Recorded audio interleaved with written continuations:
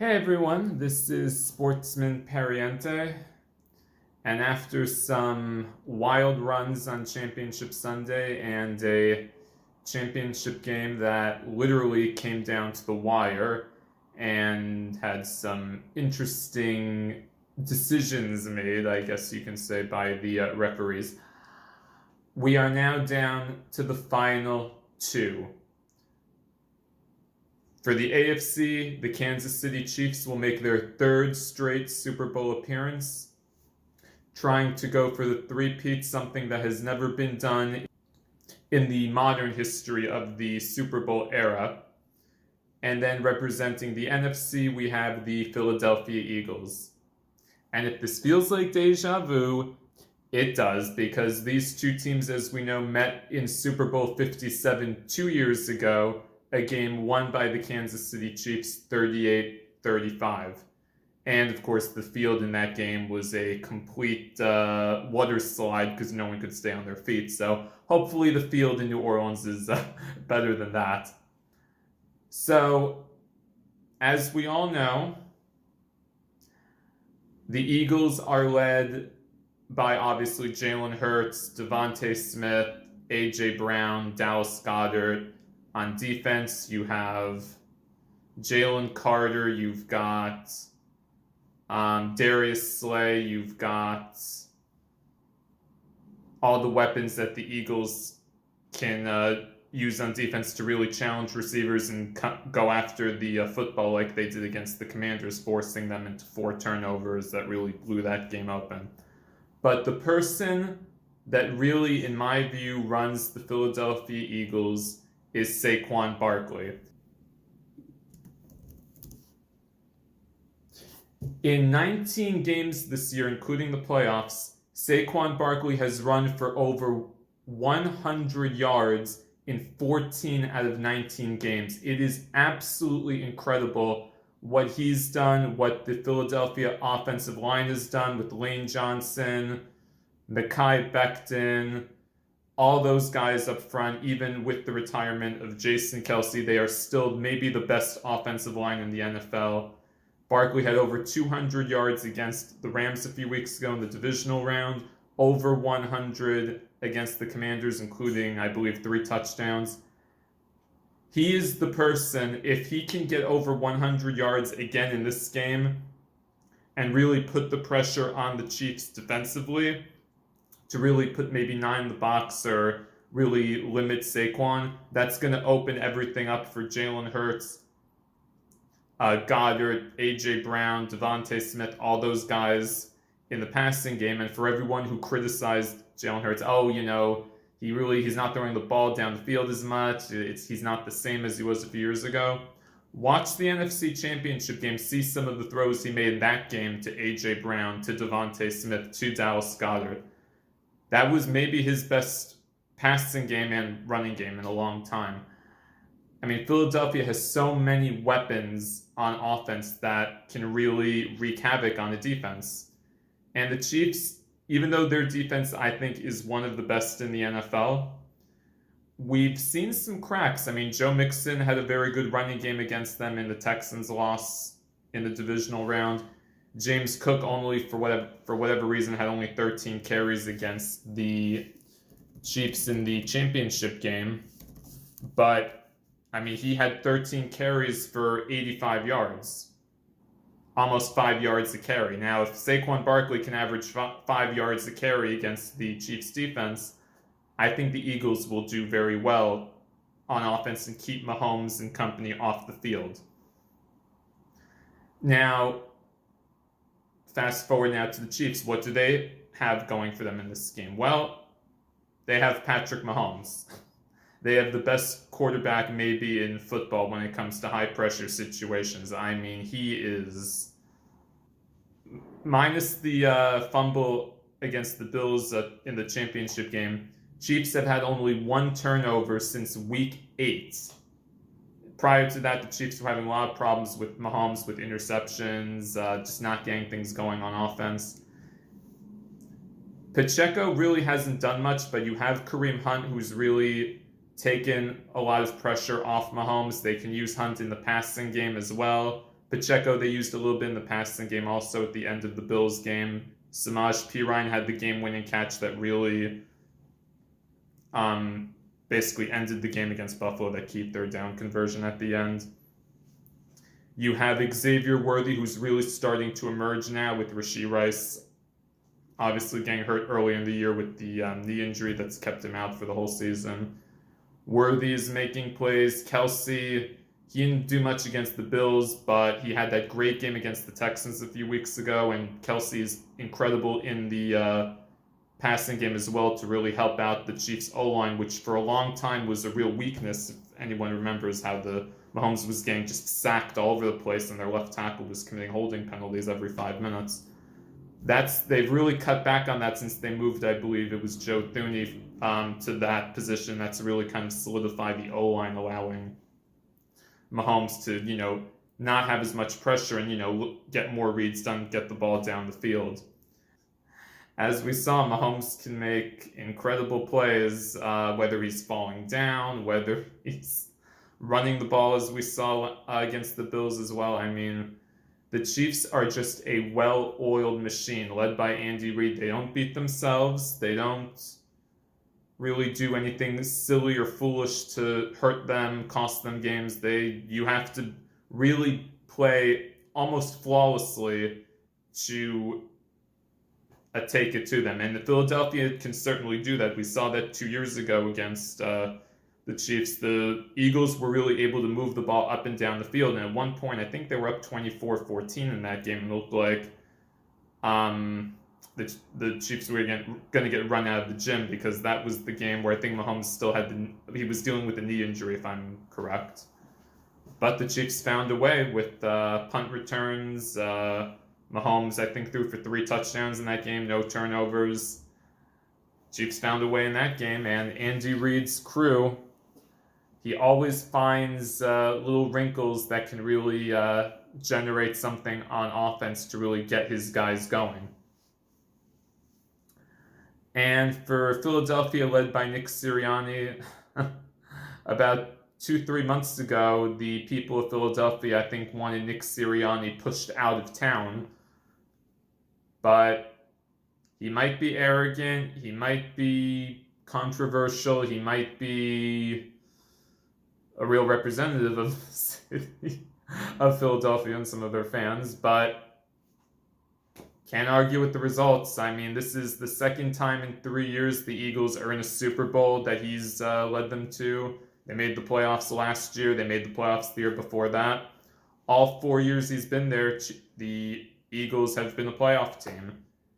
And they are right back there, even after losing their offensive and defensive coordinator 2 years ago when they last made the Super Bowl.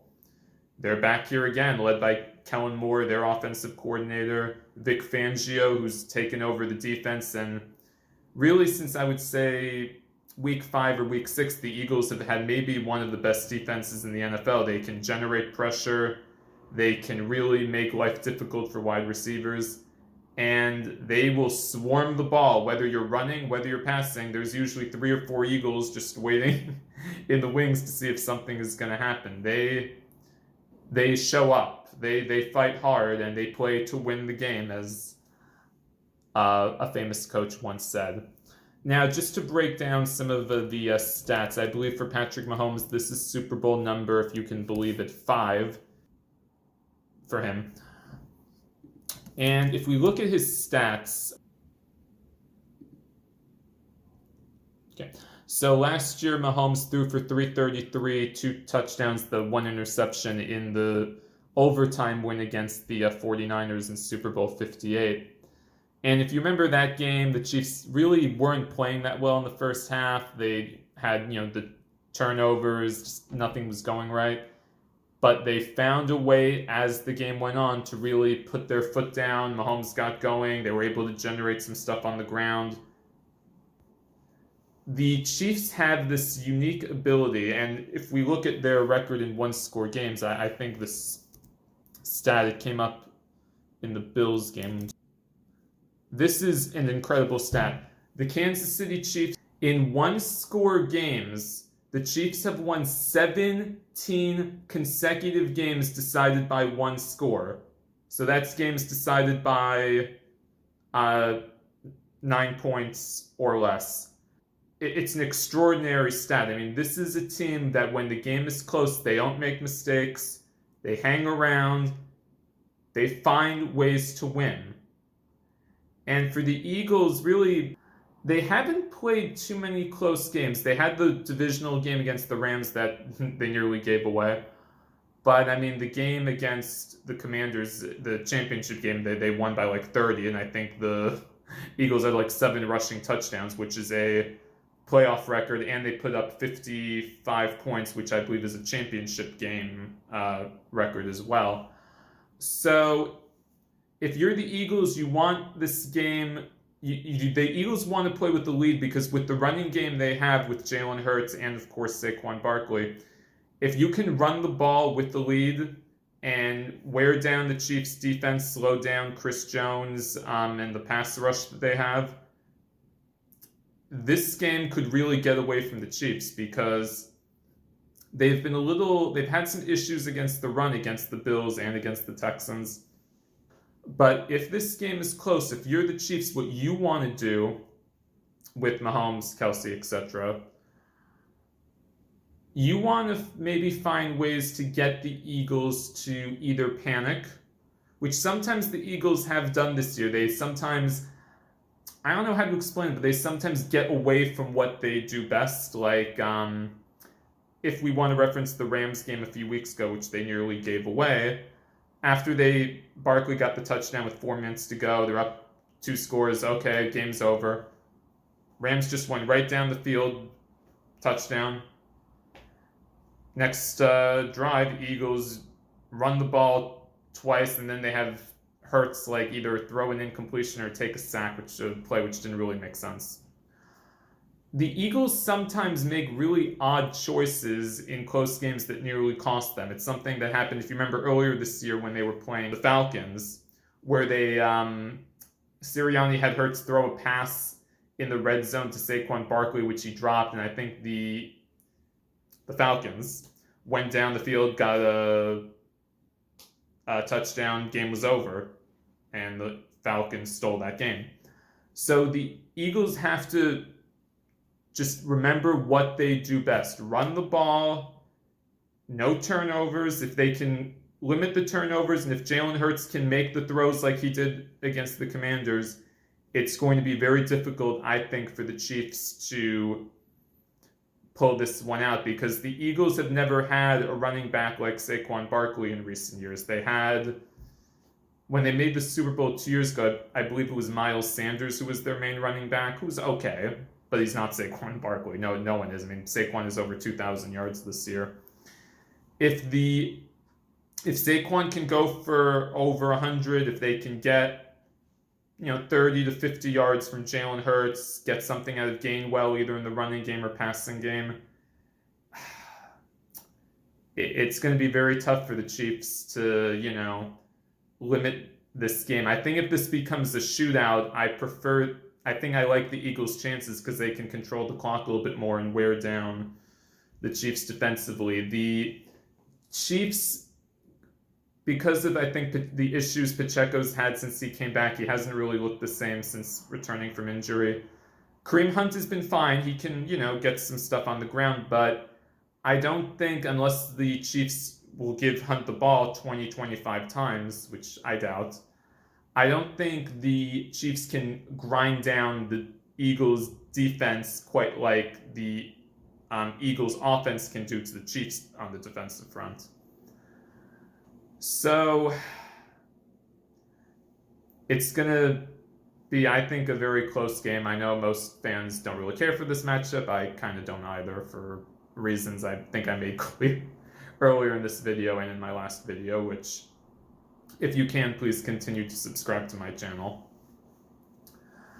This is a game where I'm not a fan of the Eagles. As you know, I'm a Giants fan, for those who don't know that. I think this is going to be a close game, much like the game was 2 years ago that the Chiefs won in the final seconds. in terms of the Chiefs, what they're trying to do is something like I said, that's never been done before in modern NFL history, win 3 Super Bowls in a row. And I just think at some point in these one-score games, at some point, something is going to have to give. I don't think this streak is going to continue forever, because nothing lasts forever, as we all know in this world. And I think the Eagles have the chip on their shoulder from what happened 2 years ago, a game that many Eagles have said. The addition of Saquon Barkley to that offense and what we've seen from the Chiefs defense in the last few games and how they've kind of had some issues on rushing defense with James Cook and with Joe Mixon. I think Saquon Barkley is going to be the difference. And based on what we've seen this year with how Saquon can run the ball, how the Eagles really don't make mistakes, I think the number of turnovers they've had in the last 5-6 games, I think they've only had maybe 1 turnover in the last 5 or 6 games like the Chiefs. They don't really beat themselves very often either, minus some boneheaded decisions by Nick Sirianni. I really think this is a game that the Eagles are going to win. I think offensively they have a better team. I think the way they've played on defense over the last 10 to 11 weeks, they're one of the best defenses in the NFL, and we've seen what they've done against Matthew Stafford, what they were able to do against Jaden Daniels for the most part, kind of control him in a way that a lot of teams hadn't done. All the pressure is on the Chiefs. They're the ones trying to make history. The Eagles, I think, have a little less pressure on them based on that fact. And I think the Eagles are going to find a way to stop Mahomes and company from making history. So my prediction is we will have new world champions this year. And my prediction is Philadelphia 34, Chiefs 27. So that's my take on Super Bowl 59, which will be this Sunday at 6:30 on Fox. And for both the Chiefs and the Eagles, may the odds be ever in your favor.